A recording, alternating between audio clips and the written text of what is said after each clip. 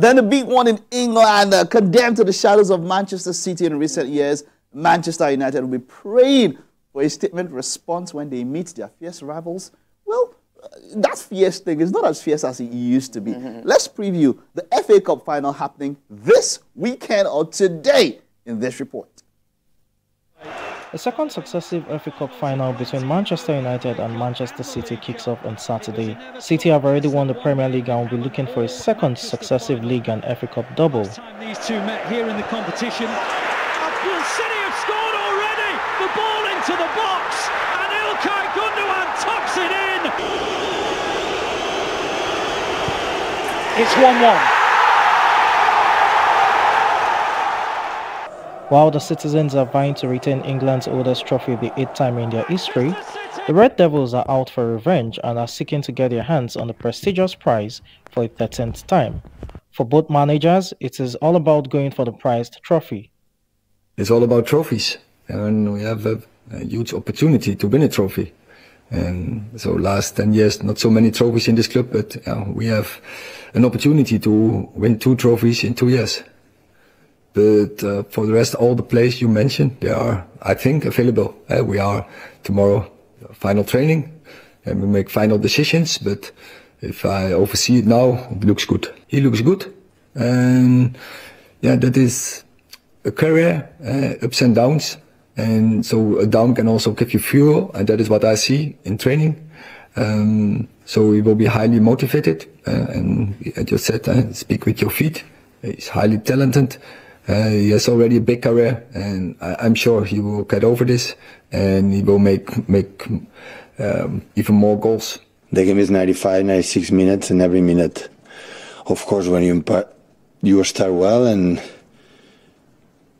you can score first, always is important. But this type of finals against teams like United, because United is always United, and of course in the Premier League we have been better than them, we are more consistent than them, but in one game, especially United this season against top 6 important games, always perform well.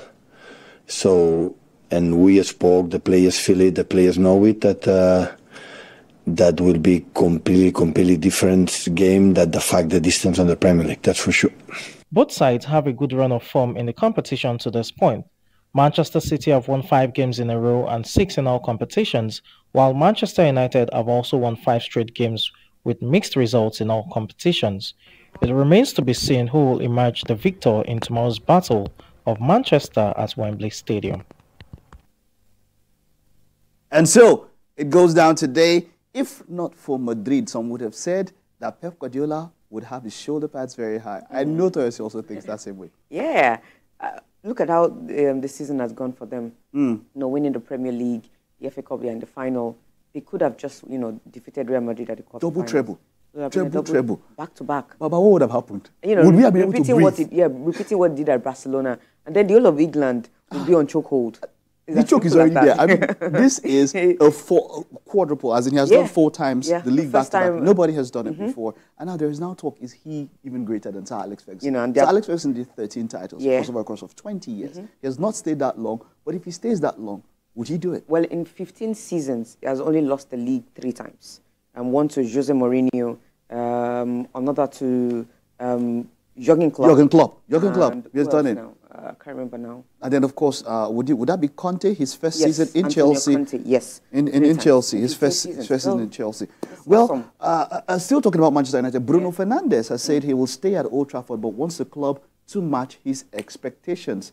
Now, the midfielder who joined the club after, I mean, this is his 50th or so, and he has won the most amount of Player of the Month. For Manchester United. For Manchester United. I mean, he has scored 79 goals in 232 appearances for United. He gave an interview where he appeared to cast some doubt on his future at Old Trafford. Now, Erik ten Hag says the club wants to keep Fernandes, and the midfielder insists that he wants to remain, provided his ambitions are met. But the thing is that if he stays, Tegwolo might just be leaving.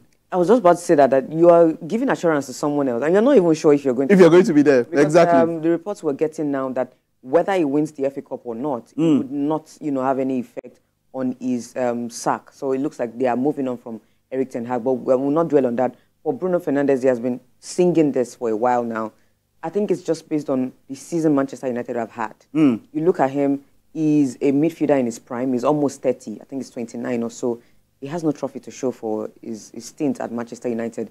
And is he that great of a player? Would you consider him a Premier League great in this era? No, he's a very good player. It came at a time when United needed that spark, which he did.